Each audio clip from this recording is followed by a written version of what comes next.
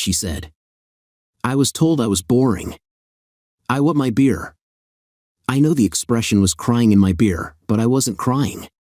I saw no reason to cry. I felt bad, no doubt, but it wasn't like I should mourn anything. A guy has no need to mourn a woman leaving him. Why cry when you can just replace her? Every day I hear women complaining about the lack of good men. Funny how often I've heard, all the good ones are either taken or gay. Meanwhile, my guy friends are lamenting the lack of women who can stick to their promises. A lot of guys around have been burned badly in divorces. Something is wrong there. I guess folks just don't see how good they really have it. It is wonderful to spend years with a partner and get to know every little like and every little quirk about your lover. No, I didn't lament her wanting something else or even someone else. I lamented her calling me boring. I think she made me boring just to dump me for it.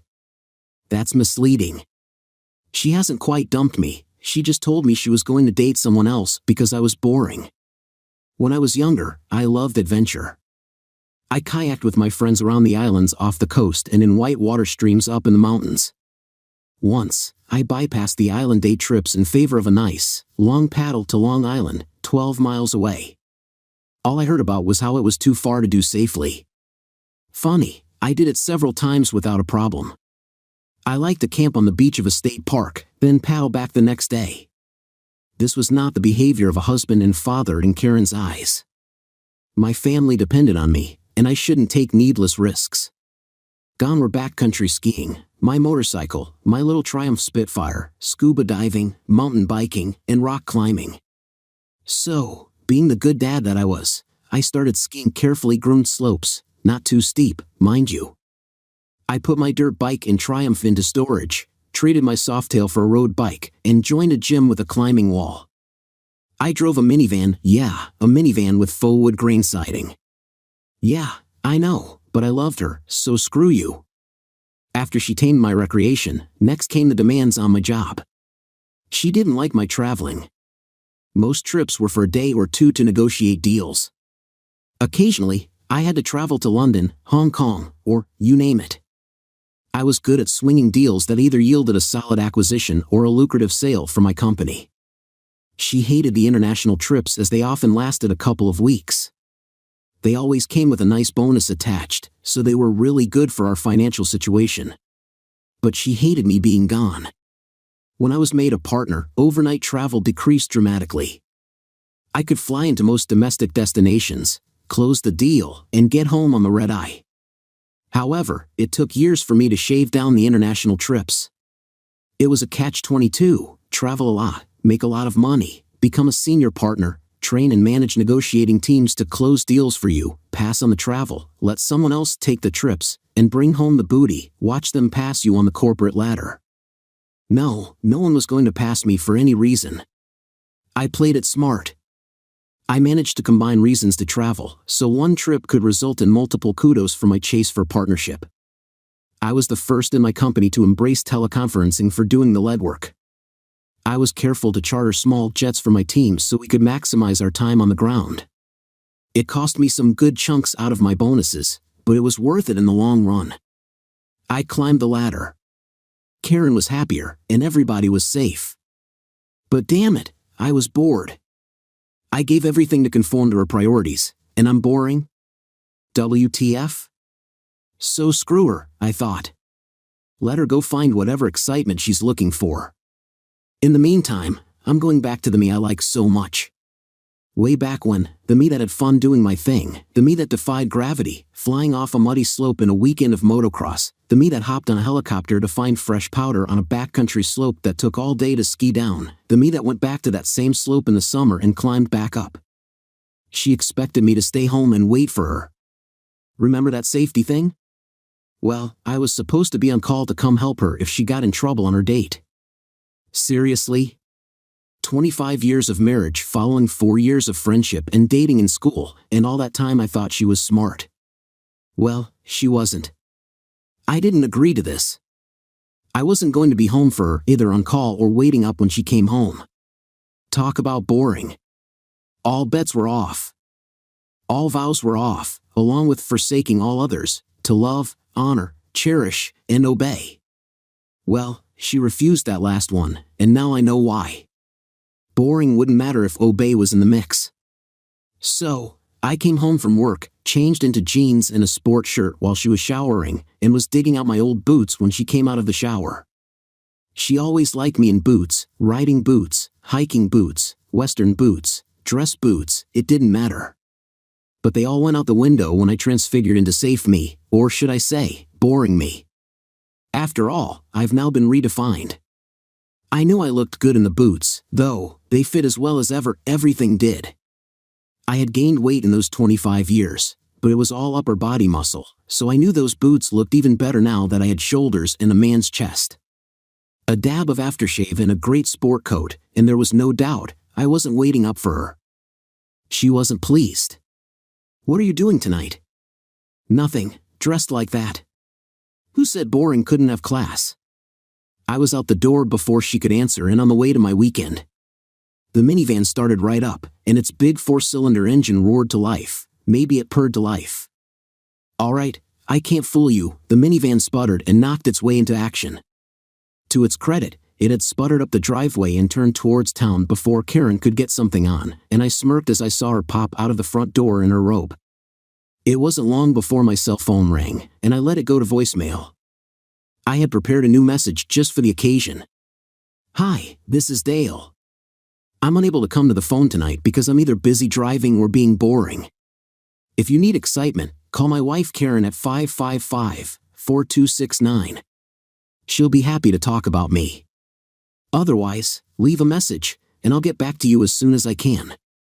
But don't be surprised if that isn't real soon, maybe Monday. Ciao." First stop, get rid of this piece of crap van. I was sick of driving something with faux wood siding. I needed something rugged yet elegant. I'd settle for something with real wood siding, even like an old Willis wagon. It would look really good with a surfboard on top, right? I couldn't find the right combination. Or an old Willis Woody. I liked riding that. Now that I'm free from that old, boring, spirit-killing ball and chain, oh, that felt good to say, something that felt both elegant and rugged used to me and give up. Boring me would have stashed the checkbook from the money market account we used to save and gone home. No ducking way I was going home. I bought one of each. I bought a rugged car and an elegant car. The Mercedes dealer was happy to set me up with a spiffy convertible, Trace Elegant. Nothing is more elegant than a guy who drives a Mercedes convertible and knows how to say very elegant in French. I know I missed the accents, but I don't care. I'm no longer boring, and looking them up would have been, wait for it, you know it's coming, boring. The dealer also had a great big-ass Jeep in his used car inventory, complete with mean-ass lifters, fat-ass knobby tires, bright-ass fog lights, and an awesome loud-ass train horn, in addition to a dozen other aftermarket improvements. I drove off in the Jeep, with the convertible being delivered to my home and locked up in the driveway. "Sunday morning, boring," she said. The me I was, never about boring, the me she created was a terrible drag. That did was history, repressed back into his hole, while I went out looking for my first dose of adrenaline. I bought a trailer and drove home, not to the home I shared with my wife, back to Mom's house. I hadn't seen Mom in a couple of months, it was time. The 3-hour drive was great, as I got reacquainted with driving something with some testosterone under the hood. Mom was thrilled and had my favorite lasagna waiting.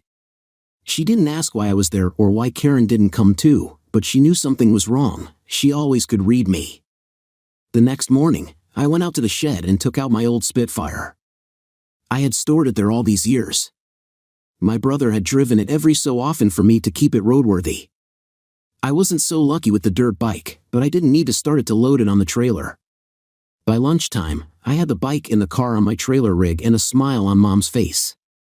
"So, are you going to tell me about it?" I smiled too. "About what, Mom?" 25 years of living your life Karen's way. You raised 3 kids while burying my son in minivans and bunny slopes. Suddenly, you come to visit without your wife, driving a beast of a truck, wanting your sports car, and your motorcycle, and wearing those fine-looking boots. Like I said, Mom could read me like a book. I explained Karen's recent battle with insanity. "Maybe that girl may be crazy, but you should thank her, honey. She set you free. Mom was right. Mom was always right. That evening, I turned my phone back on. Karen and the kids had been calling and texting all day. I put the kids into a text group and responded, "I'm fine. I'm at Grandma's, your mom and I aren't seeing eye to eye about something, and I decided I needed to think, so I went to visit Ollie, Dad. Mom is frantic. She says you disappeared, and she doesn't know why. Me, I'm not going to lie, and I'm not going to say why. It's not my place to explain it to you. All I'll say is your mom decided I am boring, so I'm doing something about it. She can tell you what she is doing. Jenny, Daddy, that isn't like Mommy. She always plays things safe. She would never do something to threaten you or our family. You should get home and make things right. Me, thanks, dear, for your faith in me. Before you crucify me for this little episode, why don't you get the truth out of your mom? Daniel, Dad, we aren't blaming anyone. We just want you to know we love you both and just want the best. Me, thanks, son. Let me know when you've talked to your mother." I spent the night with Mom, laughing at a cheesy old movie, and was about to turn in when my text alert dinged. "Jenny, I'm sorry, Daddy. I can't believe Mommy went out with another man." Me, "I know, sweetie." Jenny, "What are you going to do?" Me, "I'm going to live my life like always. I'm just not going to worry about your mom's rules for living, because if they really mattered, she would have followed the rules for marriage that we both agreed to. Not happening, kids. She set me free. I can live the way I want to." Daniel, "Hi, Dad. I get it. Kiss Grandma for me, and when I come home next weekend, I want to ride in a Spitfire." Me, LOL, "Yeah, you guys read me as well as your grandma." Ollie, "You'd better believe it. And we expect a ski vacation for spring break, someplace with a helicopter instead of a T-bar." What can I say? My kids knew the things I used to do and the things I really loved.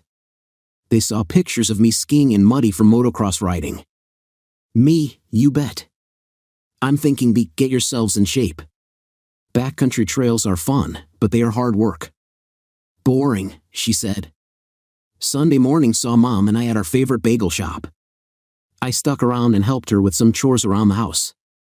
My phone didn't text at lunch, and I laughed at the raging text from Karen. They had delivered my Mercedes, but had locked the keys inside. Since I had the spares, all she could do was look at it, and it blocked her car in the garage. I'd have to send the delivery team an extra tip for that. I went home. Karen's car was there. I backed the Jeep down my driveway, parked it, and hopped in my new Mercedes and motored off again, chuckling as Karen ran out and tried to flag me down. Now she could look at my new Jeep with its trailer load of her dual nemesis, my Spitfire and my Kawasaki, food for thought. At least her side of the garage was clear, and she could get out. Maybe she'd leave. Too easy. "Boring," she said. I didn't go back home. I hit a mall to buy enough clothing for a couple of days, then checked into the Hyatt near my office.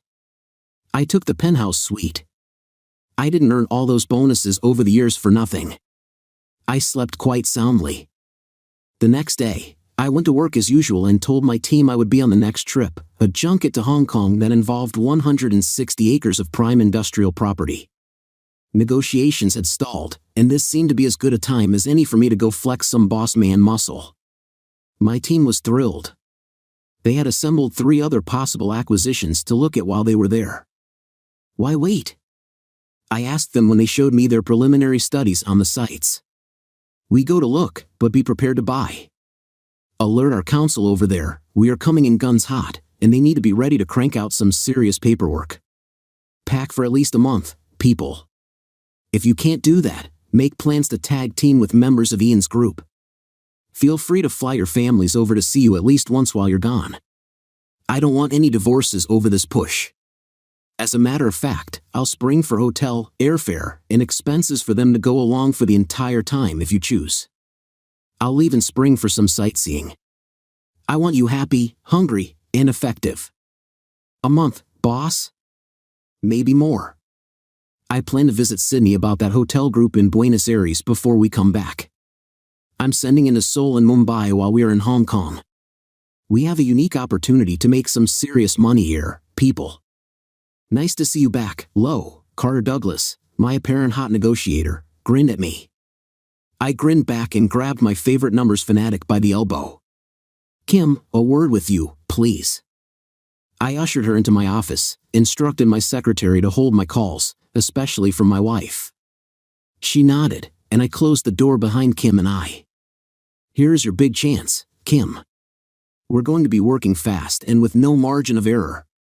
Most of what we buy, we will be reselling right after we arrive home, and each purchase or sale has to happen without a hitch and in time. Some of our acquisitions are trash, but will be attractive to sellers who have things we want, so we will unload some to get others.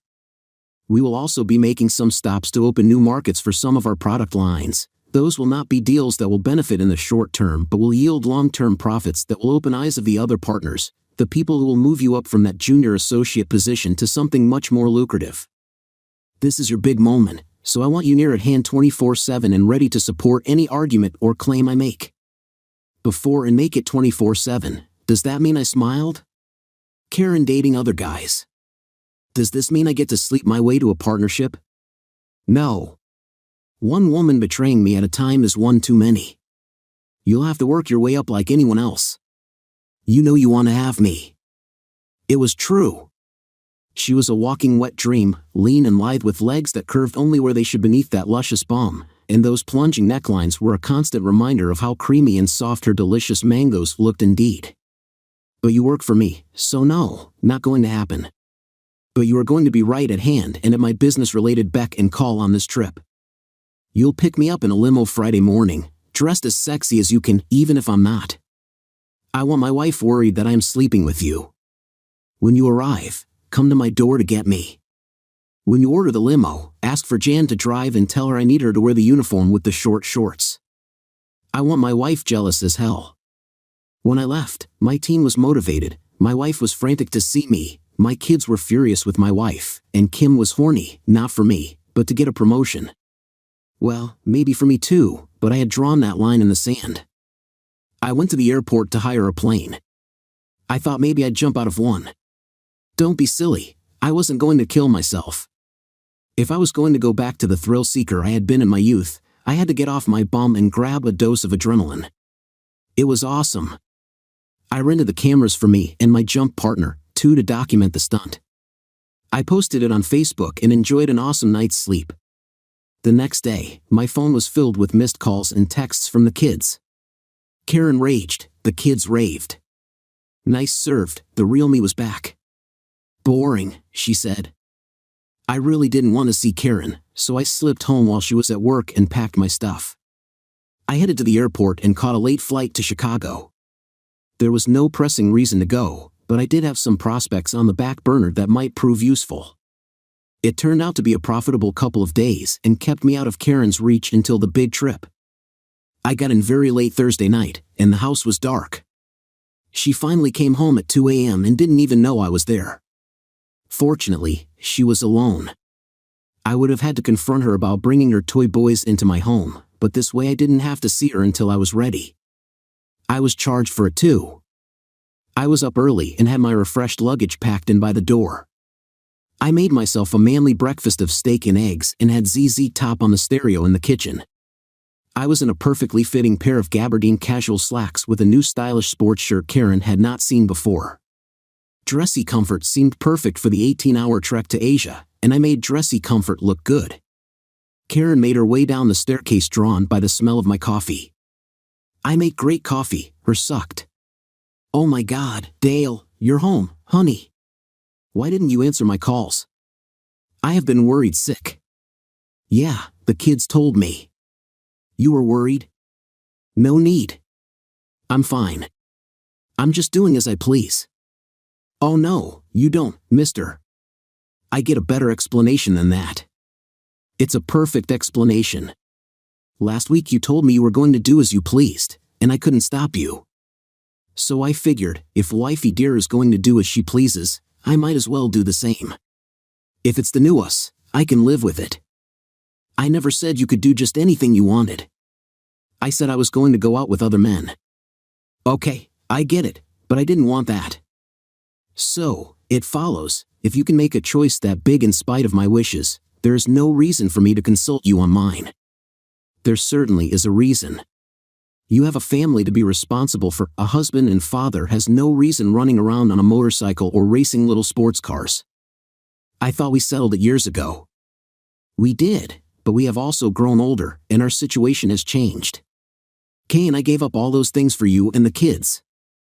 I drove a minivan, for crying out loud. I skied bunny slopes with the family. I hadn't jumped out of an airplane for years until this week. You said I was boring. That's because I was bored. Now the kids are gone, they have huge college funds to finish school, and here's a big surprise, neither you nor they know about. They each have a trust fund that matures when they graduate college. They have enough money to go to grad school and put a down payment on a nice house wherever they live. Face it, the kids will be fine no matter what happens to me or you. So, if the chute doesn't open and I die doing something awesome, I'll die with a smile on my face, and they'll be fine. And me? You know I have a stake in your future too. You have a wife, Karen. I hate to break it to you, but no, I don't think I do. What now? Just hold on, Dale. That's a pretty big leap. We just started exploring this whole thing, and you already think I don't think anything. I know I don't matter that much to you anymore. If I did, you never would have given me that ultimatum. You think I'm boring? Okay, that's easy to give up. I've got some fun too. I gave up a lot in the name of being a family man. But the family man isn't exciting enough to keep his wife from resting her head on someone else's pillow. The doorbell rang just in time to save me from another salvo in this ridiculous discourse. JY stepped in with Kim right behind her. The two brought in 4 of the finest legs you've ever seen. Did I mention how good I looked in gabardine? I looked even better with a 10 in my gabardine. JY greeted me with a hug and a kiss and moved to start shoveling my 4 suitcases to the limo. Kim handed me a dossier and started rattling off numbers of where we were in our negotiations. She rattled off the project names and locations, which had Karen's attention completely: Hong Kong, Sydney, Buenos Aires. How long are you going to be gone? A couple of months, I expect. Plenty of time for you to explore before you're too old. Do me a favor though, don't let them into the house. Karen launched a series of pleas that would have made a public TV telethon proud. She had reason after reason why I needed to stay and that we needed to talk about how our relationship had evolved and where we were going. I stopped her there. Honey, wrong tense. Our relationship isn't going, it's gone. And right now, so am I. See you in a few weeks. I didn't hear a word of her gibberish as we walked out to the car, but I did manage to crack a smile at what she said when she noticed my Jeep, my Spitfire, and my convertible parked in front of the garage doors, all 3 garage doors, including the one her car lurked behind. Of course, what she said was too foul for me to write even here. Hong Kong was fantastic. Kim was in the suite beside me, so she was right there 24/7, but only in a good businesslike way as we both had agreed. She was hot on the numbers, and we managed to close all the deals expected and set up others for follow-up teams to come back and close in a month. We were also quite successful in Australia and wound up with an agreement in principle to acquire the entire hotel group. Again, a closing team would have to return in a month. We scouted additional acquisitions and went forward to Argentina. Again, I was able to reach an agreement with a motivated seller, and the team was able to put other projects on our corporate radar. All this time, I remained chaste and true to my marriage vows, hoping upon hope to return home to find Karen desperate to reconcile. Yeah, Karen may have gone a bit insane, but I still love the crazy woman. I really wasn't ready to throw her back, so I took her ultimatum as a declaration of an open marriage. There we stay married, but screw anyone we want. No problems. Carrie Moore was an old friend from college who had become a professional buyer for rich tourists in Hong Kong. She spent a day taking my team around town, shopping the famous markets. She sent me to a fine tailor. Before our 12 days in town were up, I left for Sydney with several new suits made to order, and we spent the night enjoying each other senseless. It was just what I needed: a woman I trusted, a classy hotel suite in an exotic city, unbridled lust. I felt guilty for about 10 minutes, which was how long it took me to remember Karen wrote the rule book I was now using. Boring, she said. I realized I had not ever been boring. I had, however, been bored. Carrie was not boring, and from the way her body quivered and shook when she climaxed, I could tell she wasn't bored with me. When we broke camp in Hong Kong and moved to Sydney, we hired a tour guide named Sydney. I enjoyed the sheer delight of touring the beautiful city during the day and the willowy, brown-haired beauty by night. I'm not being redundant when I say I enjoyed being in Sydney, and Sydney Rio was an equally target-rich business environment. We didn't do quite as well as our foray into Asia or Australia, but we managed to justify another month abroad. And speaking of abroad, I met a hot Latin divorcee that taught me a thing or two about tango, both upright and horizontally in bed. As we wrapped up our deals, I sent my team back one by one on commercial flights, first class. I took a leased jet a couple of days later, where the flight attendant initiated me into the Mile High Club while simultaneously introducing me to the etiquette of a threesome. I had a great trip, but I wasn't done yet. Boring, yeah, well, you get the picture. Before going home, I took my Rio Tan body skiing in Canada.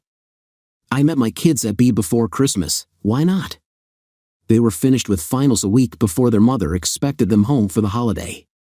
So there. The skiing was awesome and involved steep drops on powdery slopes reachable only by helicopter.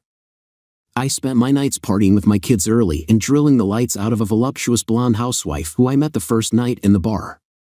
When she told me her tale of woe of being traded in for a younger model by her husband and not knowing which way to turn, I hired her. I gave her a generous housing allowance and offered to pay her moving expenses to become my newest personal assistant. Of course, that wasn't until our third night sleeping together. Every night, she had screamed her climax in different languages. When she rushed at me with her sixth language in 3 nights, I decided that her translation skills would be a valuable asset to our growing international interests. Of course, hiring her meant no more sleeping together. My business ethics were not thrown over when my cheating wife trashed our marriage. Besides, the weekend was almost over anyway. We flew home a couple of days before Christmas. The kids went home to see their mom. I checked into a hotel near work. I didn't plan on dealing with Karen and jet lag at the same time. I did manage to buy a condo as a Christmas present to myself and went to spend Christmas with my wife and kids. My cars were still parked there in front of the garage. There was a little Cooper convertible parked in front of my Spitfire. I was sure Karen was going to be pissed, but she wasn't. She greeted me like nothing had happened. Maybe I wasn't boring to her anymore. I did Christmas, enjoyed her feast, helped with dishes, and took the obligatory garbage out to the garage. I parked the Mercedes and the Spitfire in their spaces, then left in my Jeep. The phone rang. I had hoped we might both enjoy a Christmas truce. We did. You could stay a couple of days for the kids' sake, I did. I slept in the guest room. The day after Christmas, I took the cars one by one to be washed. Leaving them in the weather for 4 months may not have been the best move for the cars, even if it had been a daily reminder to Karen that things had changed. I parked the Spitfire in the garage, intending to garage both the Jeep and the Mercedes at the condo. The second day after Christmas, Karen resumed hostilities. Her boyfriend came over for lunch.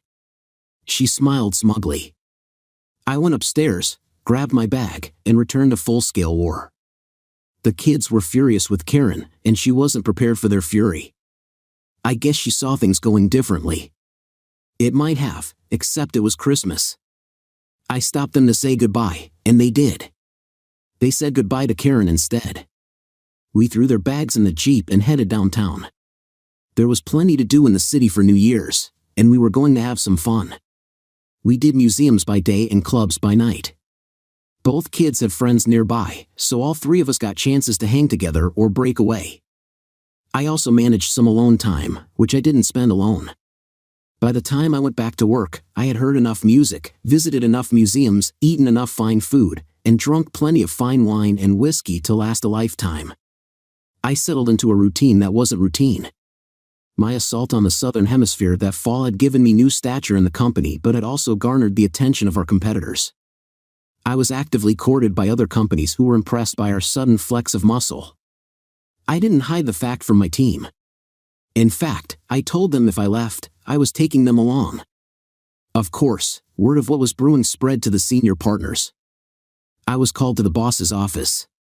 Karen's grandfather had started this company, and her father had expanded the business into a diversified giant that included a variety of manufacturing concerns. I had been hired when I married Karen and began as a low-level analyst, which fit perfectly with my educational background. I was given nothing special and even signed a prenup to prevent me from ever laying claim to Karen's eventual inheritance of the company, which was still almost completely owned by her dad. I got along fine with Mr. Adams, but we were not exceptionally friendly.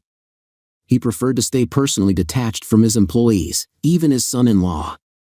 I originally found it odd, but as I rose through the ranks, I realized how it allowed him to avoid favoritism and adopted the same stance. Hence, I refused to sleep with Kim or even play golf with my associates. Business is business. So, I wasn't surprised when Adams cut right to the chase. Business is business. It seems a lot has changed for you in the last few months. You've done quite well at work but seem to have lost a battle or two with my daughter. Do I have to worry about you? I leaned back into the plushness of the chair in front of his desk. I knew the psychology of a short chair in front of the desk and a tall chair behind, towering over an opponent is a dominant position. I guess they never saw those movies where the downed swordsman thrusts upwards into the exposed soft underbelly of the dominant warrior as he winds up for the final lethal stroke. Yes, sir, you do. After 25 years with this firm, I'm still a lowly junior partner. I have brought in more business in the last 5 years than any other manager, and my Asian blitz this last year was unparalleled. My earned bonus was accordingly higher than any other employee, including your divisional presidents. Yet here I am, junior partner. So, I'm thinking of taking the standard severance and moving on. Dale, I can't promote you like anyone else. You're my son-in-law. How would that look? I understand business is business, but that cuts both ways. Business is business for me means taking an offer that reflects my ability. I can be a full partner tomorrow at Woodford Unlimited or Mark Manufacturing. I would expect some loyalty from my son-in-law. Slick, business is business when you're keeping me down, but when it benefits you, suddenly loyalty is important. While we're on the topic of family loyalty, I wonder if you'd be willing to chat about what you did to teach that lesson to your daughter, because you failed, Dale. I'm sorry, that's another thing. Why are you Mr. Adams while I'm Dale? Business is business. I deserve the same degree of respect that you expect. Very well, Mr. Carter, it is. Dr. Carter, remember? I defended my thesis for my PhD in economics last May. Very well, Dr. Carter, it is. I'm aware of my daughter's actions and am not pleased. We have spoken, to put it mildly, and at the moment, she is not speaking to me. My philosophy sucks. I broke in to finish his thought for him.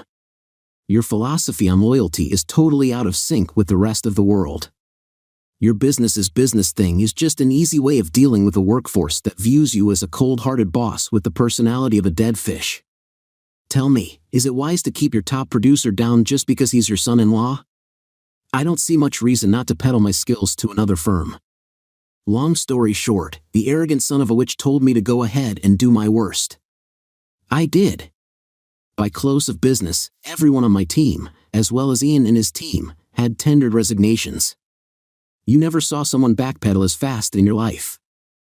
Senior partnership for me, with a significant raises for both of our teams, and the creation of a mergers and acquisitions division just for us. With my professional and financial future secured, I turned to my personal life. I rode my bike on wild trails and dirt tracks alike. I even raced motocross. I rode downhill on my mountain bike and got muddy.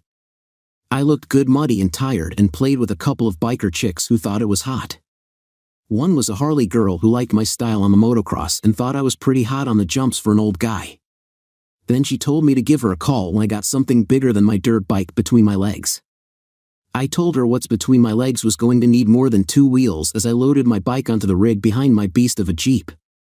She put the Harley on with my Kawasaki, and we spent the night discussing the merits of nimbleness or raw power in our crotch rockets. Yes, we compared the bikes to between sweaty, sticky, moaning, groaning rocket maneuver events. I skied more than B. I skied Tuckerman's, and when the summer heat closed that venerable slope on Mount Washington, I found some excellent adrenaline-cranking slopes and glaciers of the Pyrenees.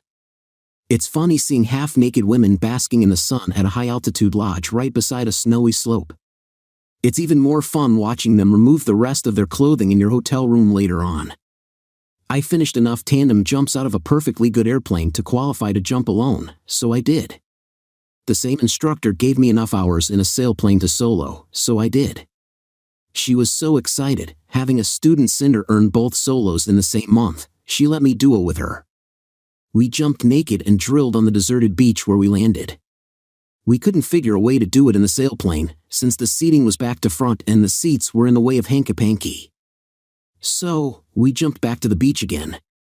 It was hot the first time, so why not an encore? I posted everything on Facebook, and my page was filled with comment activity from our friends and family, especially the kids who weren't speaking to their mom any more than I was. I wasn't at all. She tried to corner me, but you can't hit a moving target like you can a boring one. Boring me, huh? Kiss my boring bum. After every post, my phone rang. I didn't block her number, I just didn't answer. She tried to catch me at work, even using her father to request my presence so we could talk. He didn't try that again after I threatened to defect to Woodford's if he ever tried that again. He had to restrain her to allow me to leave without her molesting me. Some people's children. Then the full court press began. Aunts, uncles, cousins, brothers, sisters, pets, and grocery boys all seemed to be in favor of giving her another chance. Everyone makes mistakes, you see, so I put them into my shoes. I told the women to take their clothes off and lie down right where they were, then spread their legs and get ready for me to rock their world. After all, if mistakes like that were so easy to make, so lightly considered, and so easily forgiven, I should be able to make a few of my own and might as well start with someone who understood the process so well. I told the men to bring me their wives, girlfriends, mothers, or of-age daughters for the same reason. They were a bit shocked but saw my point. I'm sure some would never speak to me again. That's not a bad thing. Still, I was getting sick of the dim store advice, and it was bringing me down. So I left. I took my team back on the road. They were thrilled as they had a ball on our first rampage, buying up Asia and Argentina. This time, we hit Brazil and Argentina, then we went back to Hong Kong. We did so well that we leased space and opened the first international office of the firm in Asia. Karen's dear daddy had nothing to object to since we had made enough rain there to need a continued presence. So, guess who was named as vice president for operations in the Southern Hemisphere? Yours truly. I installed Ian in Argentina and Kim in Australia, and our division's business took off. I never went home. Karen wanted to follow me, but the kids talked sense to her. I didn't want her, and somehow she accepted that. I sent the Spitfire back to Mom's, along with the bike. I gave my son the Jeep and my daughter the Mercedes. I gave Karen a divorce and Carrie an engagement ring. Yep, I had no intention of spending the best times of my life alone. I wanted a good woman by my side.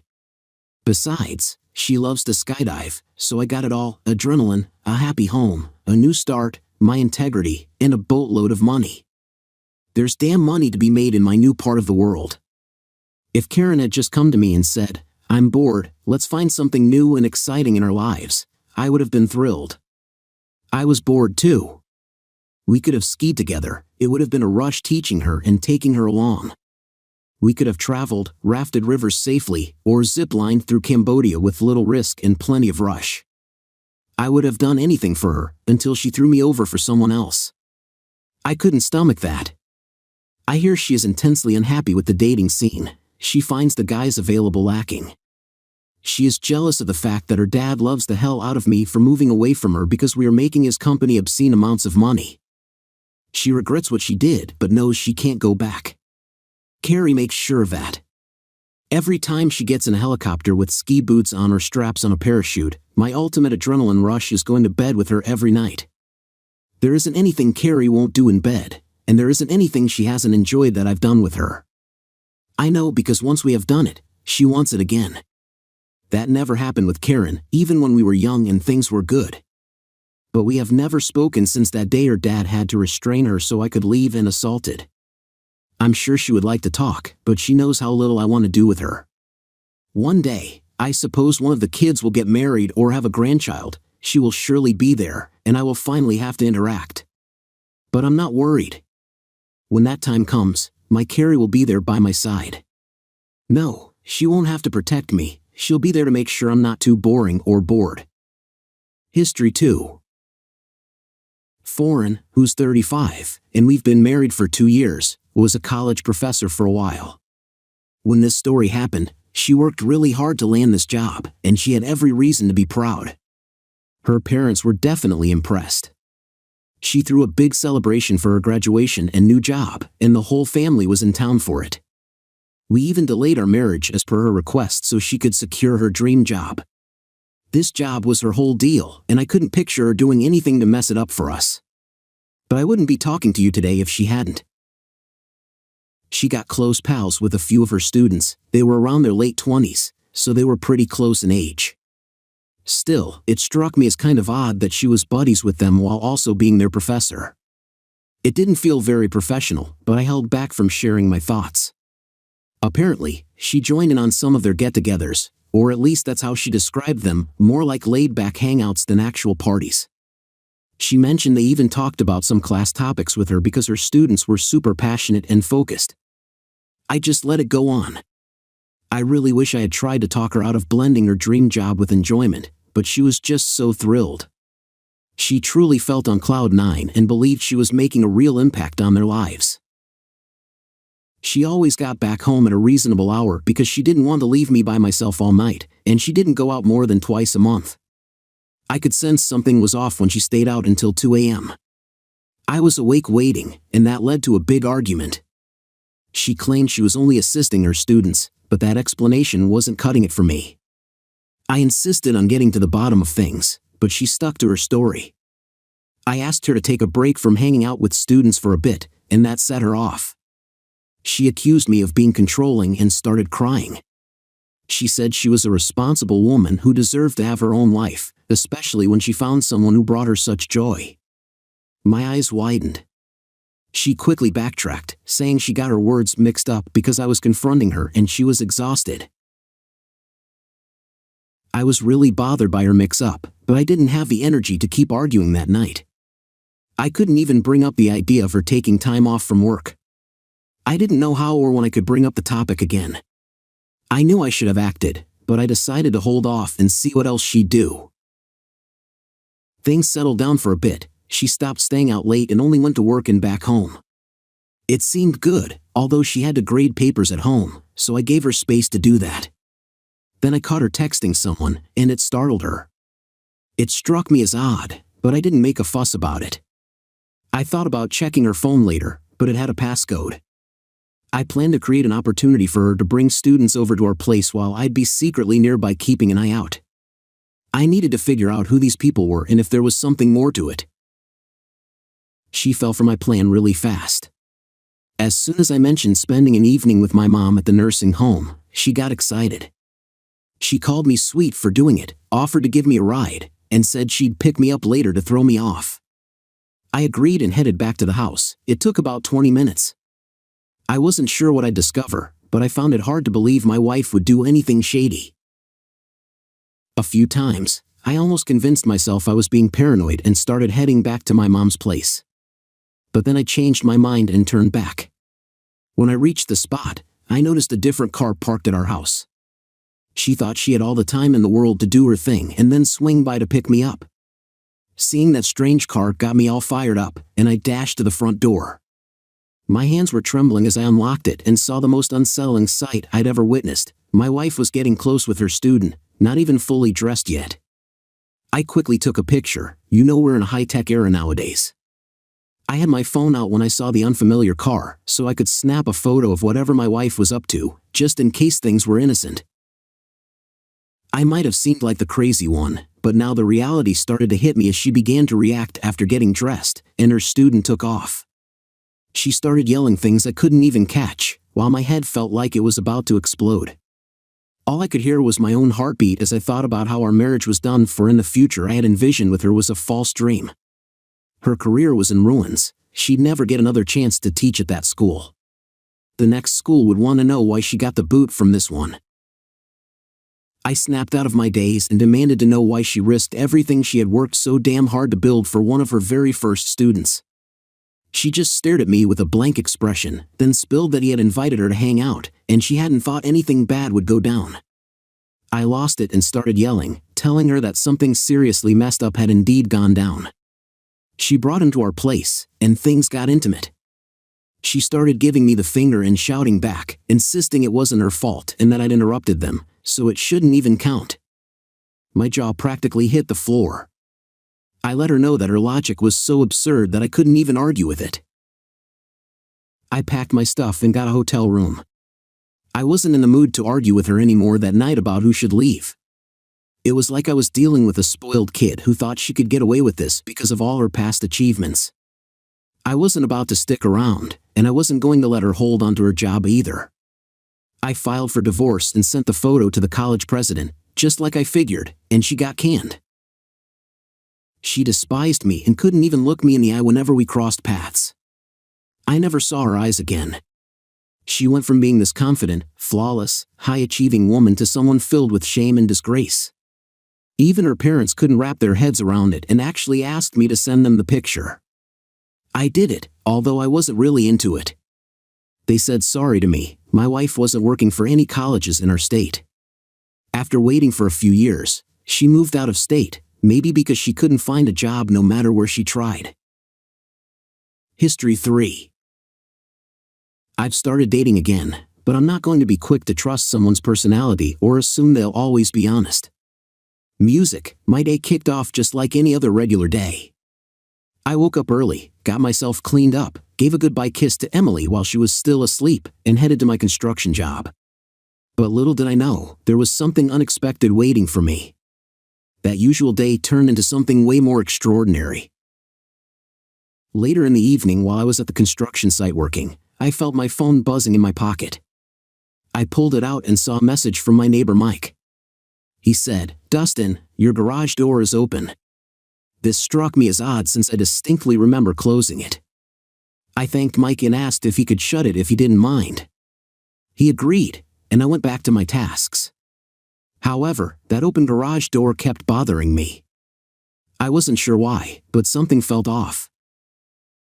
Trusting my gut, I decided to take an early lunch break and drove back home. As I got closer to my house, my heart rate started picking up. I noticed an unfamiliar car parked in my driveway, a car I'd never seen before. In that moment, a sickening feeling washed over me. I quietly parked my truck on the street and approached my own house without making any noise. I quietly opened the side door leading to the garage, and to my surprise, it wasn't locked. The door that connected the garage to the house was unlocked too.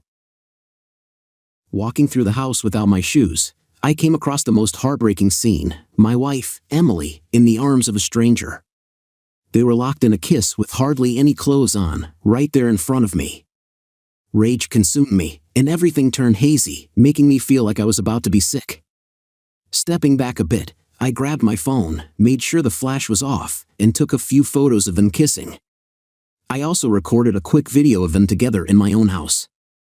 In that instant, it dawned on me that seeking revenge wouldn't bring me any real satisfaction. The best way to hit back at Emily was to make her fully realize what she was throwing away.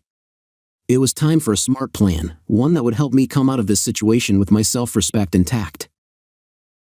Despite witnessing what I did, I paused to catch my breath, then quietly left the house, my heart feeling heavy like a lead weight but with a strategy taking shape in my mind. I decided to reach out to a friend who happened to be a lawyer. I spilled the whole story to him and asked for his advice. Considering we were in North Carolina, I needed some proof to possibly lower the alimony I might have to pay. Armed with the evidence, I showed it to my lawyer buddy. Even though he wasn't a divorce attorney, he pointed me in the right direction and helped me understand the necessary steps to safeguard myself. He gave me the contact info for a respected divorce lawyer who could help me out. He said she was really good. When I met with the divorce lawyer, I didn't beat around the bush. I spilled all the details. She explained that North Carolina was a no-fault state, but cheating could affect alimony payments for the spouse getting support. We got the divorce paperwork sorted and talked about our plan moving forward. Emily had no clue what was going down.